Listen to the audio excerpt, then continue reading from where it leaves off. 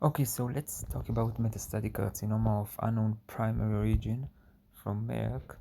Um, so Merck starts with saying to us that cancer of unknown origin is quite common if you think of it. It's 7% of all cancers, and it's a problem. It's a problem because um, when you try to treat cancer, you usually treat it based on the type of cancer: breast cancer, type of breast cancer, prostate cancer, type of prostate cancer, and so on. Now, if you don't know the origin of the primary tumor, you don't know how the tumor will behave, and don't know what is the best treatment for the tumor. So, therefore, cancer of unknown primary origin is quite a therapeutic dilemma, as Merck said that.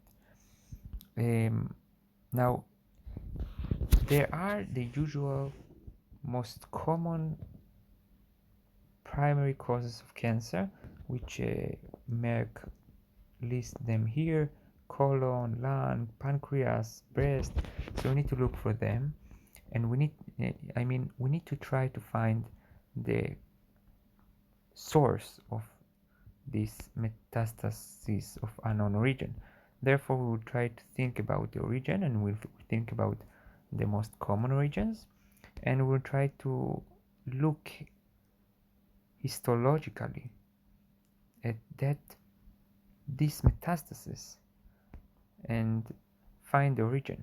So we have histology, we have laboratory tests, we have immunohistochemistry, which will tell us which receptors and so on the uh, cancer, and we'll try to look for the source of the tumor, not just by testing the tumor itself, but also to test the patient, taking CBC, taking blood tests, taking urine analysis.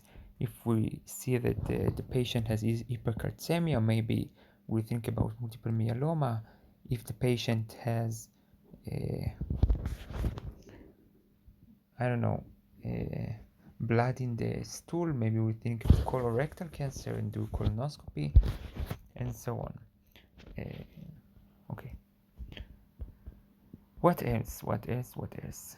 And according to what we suspect, we will work on. Now, he mentions another thing for males, for middle-aged males, about middle site unknown metastasis, middle site of the mediastinum, middle of the peritoneum, which may be from prostate or from a stem cell region when it is undifferentiated cells in the median of the midline of the mediastinum or retroperitoneum. So in this middle-aged male, we may think about stem cells from an, he even said this here,